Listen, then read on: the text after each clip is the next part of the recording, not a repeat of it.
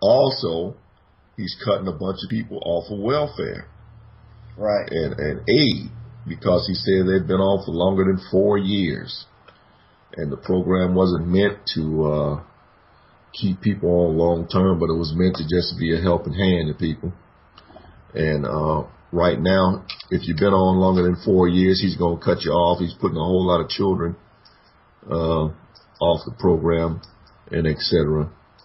And he doesn't seem to care. He's just trying to balance his budget. This is a Republican guy. You know, what do you think about that, the governor doing? You don't want to get me started on the governor. Governor Snyder. He's not one of my favorite people at all. Well, you know, I don't know. I think that there should be a program in place to actually help people move from one phase of society to another, especially when it's been that long. Let's say some women have been on welfare for 6 years. It should be a way. You know, I was looking at my niece who worked in a small factory. She was a single mother, raised her daughter. Her daughter's in college. You know, and I was just congratulating her today because, you know, she was kind of a victim of that. But she moved herself from being on welfare to being a structured citizen. She went to school. She took some classes. She got a job at Blue Cross Blue. Well, she was already working at the little factory, you know, making $8.50 an hour. And what can you really do with that? Yeah. Not a lot, because you bring home $300. So she did get her daughter in college down in Wayne State. She was working at the factory. She went to school during the nighttime. She became a medical billing clerk. Went to work at Blue Cross Blue Shield in the medical room. Now she's moved up a step from there. She just got a $47,000 job at DMC today. Hi. Plus incentives and raises. $47,000 might not sound like a lot, but $47,000 is middle class. Is it? Yes, it is middle class. It's considered middle class.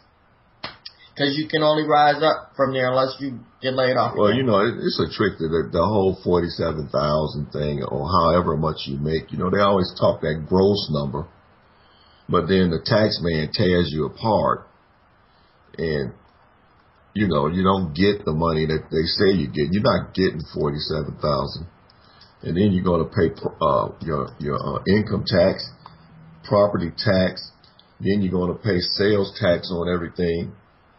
And by the time they get through gouging you with the taxes, what do you got? Like a whole lot less than 47,000 to actually spend on whatever it is. You know what I'm saying? Yes. That you're trying to get. And then don't even mention how the insurance man is doing you and the utility man for gas and water and electric. You know, where they're gouging.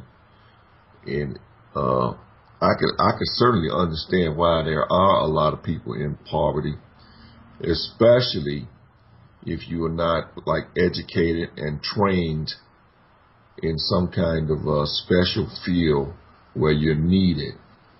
Well, yeah, they say that blacks are the highest rate at 27.4%, followed by people of Hispanic origin who are at 26%. Asians had a poverty rate of 12%.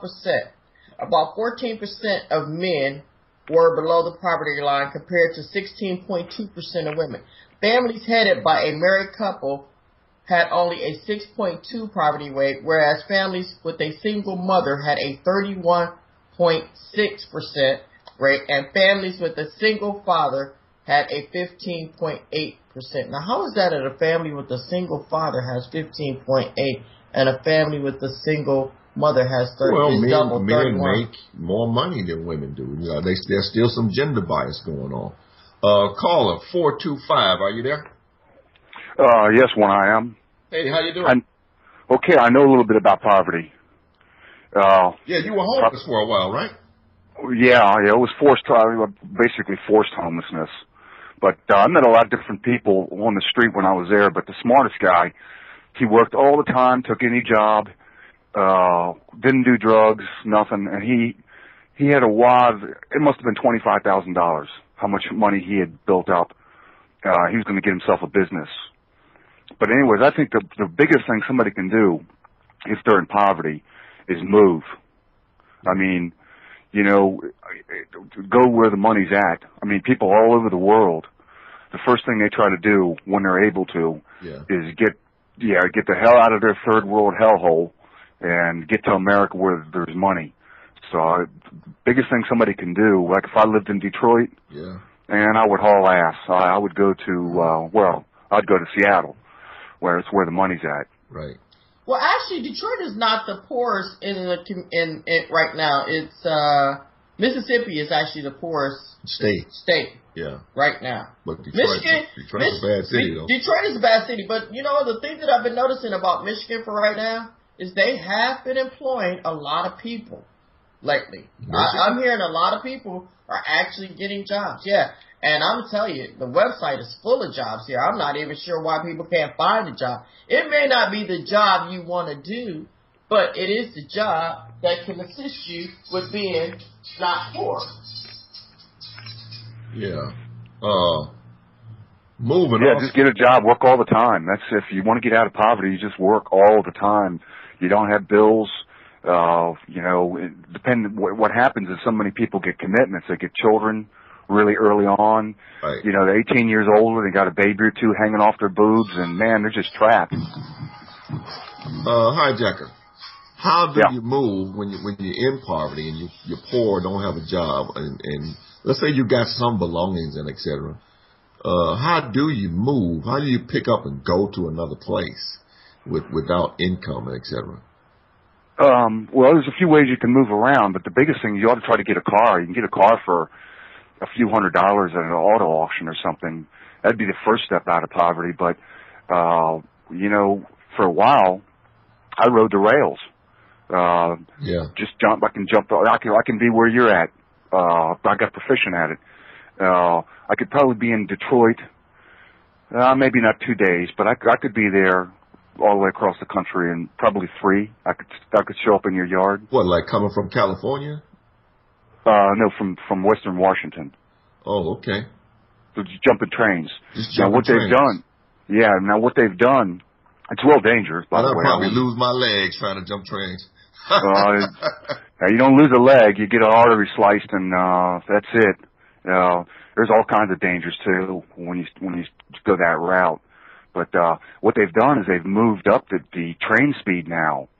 When I was jumping them, usually they'd go through a small town or something about 20 miles an hour. And if you hit it just right, you could jump them without getting your arm yanked off or too much inertia. A lot of times you fall flat on your face. You know what, but they changed it to 40 miles an hour now. They got trains blasting through small towns, and they put legislation in saying that in order for the trains to be able to go through all these small towns at 40 miles an hour, all they got to do is just increase their horn noise.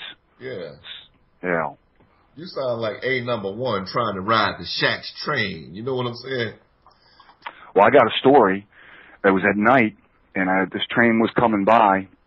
You know, I already dipped down in the weeds, let the guy with the main headlight go by, and then I stepped up as the train was coming by, and I'm noticing this sparking. Every once in a while, I'm noticing right off on the gravel there was a spark, and it was getting closer and closer. And I said, "What the heck is that?" And so I said, "Well, I don't know what it is. It's coming right down with the train." So I step off into the bushes, you know, pretty far off the track. Yeah. Anyways, as it comes by, it's a steel cable, and it just whipping through the air. So I mean, that would have decapitated my head, and it was sparking on the gravel as every so often it was hitting. But if I had stood there, man, that thing would have cut me in half. Yeah. I don't know if you ever seen that movie. I forget the name of the movie. We had #1 was the bomb, and he was trying to ride the Shaq's train. The Shaq was a conductor that would not let anybody ride his train. Ernest Borgnine. Yeah, Ernest Borgnine without buying a ticket. And I have so many movies. All my kids, you know, as I was raising them, I had different programs.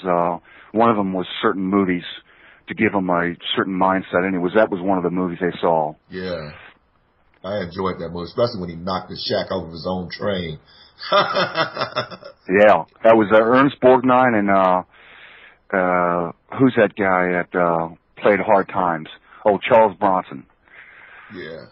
Yeah. But anyways, poverty, people just got to settle down and just do whatever they can do. It doesn't matter really how much you get paid. I mean, you try to get as much as you can, but the biggest thing is just work all the time. I don't know about that, man. I don't think people want to go that route. No, people don't want to be hopping trains and trying to go different places with a backpack on and just trying to. Is that really what we got to go through? Especially when most of the wealth in the country is like in the top 10% of the people holding most of the wealth in the country. Well, right now it's saying that the median income of Mississippi is $37,000. That's the median income, and places like New Hampshire, the median income is like $66,000. And you're looking at stuff like, wow, that's a lot. You know what I'm saying? It's a big difference. That's a big difference. And, to be considered for poverty level, real poverty level, they don't count cash benefits such as food stamps, and they do not count as income. So let's say if you're actually getting food stamp and subsidized level. Exactly. You have nothing of your own that's coming in to substantiate that you have it. I did say the United States was full of refugees.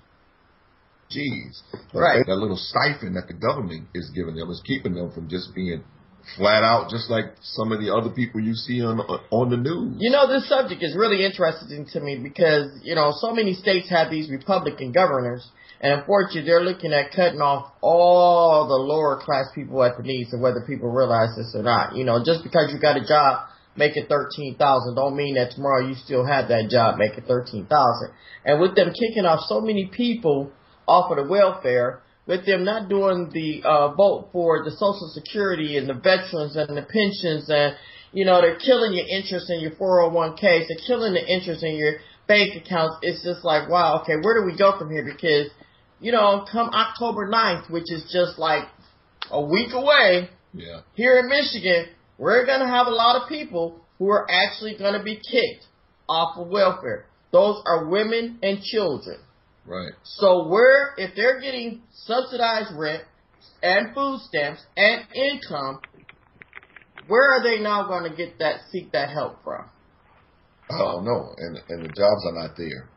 They have no training. They have no education. So, it kind of worries me, especially when you're looking at the highest paid CEOs, which is J.P. Morgan Chase, Jamie Dimon, who made $20.8 million in 2010. $20.8 million. $20.8 million. Yeah. How many families could that really feed? Right. He's just one. He's not making big money, if you ask me. Then you had Robert Kelly, who made $19.4 million. Yeah. That ain't even including the stock options that these guys have. They have cash compensations of $6.6 million outside of that $20 million salary. Stock options of $14.2. And you look at that like, wow, you really are causing America to crumble. It's not President Bush. It's not Obama that's causing it. It's these people like this. Robert P. Kelly, 19.4, Bank of New York Mellon, that's causing the economy. John Stump, $17 million. Come on. Are you serious? And we got the nerve to take away somebody $5,000 that they get a year as a salary, as salary, instead of actually helping that person move to become more substantial and a upstanding citizen in the USA. But we would really sit around and watch these CEOs get all this money, and then this person can't even. The guy that runs American Express, Ken Chenault, $16.3 million. Are you serious? Richard K. Davis, $16.1 million. We already know the kind of money they're making. The bankers are making all kinds of money too. Right, and we're steadily going to put our money in their banks. They're steadily taking it. The bankers shook down. They blew up this big housing bubble, sold all those mortgages and everything to the Chinese and stuff. Took all kinds of bonuses and stuff like that. And then when the bubble busted, they didn't give none of the money back. Okay, they kept the money and the bonuses and everything. It's like,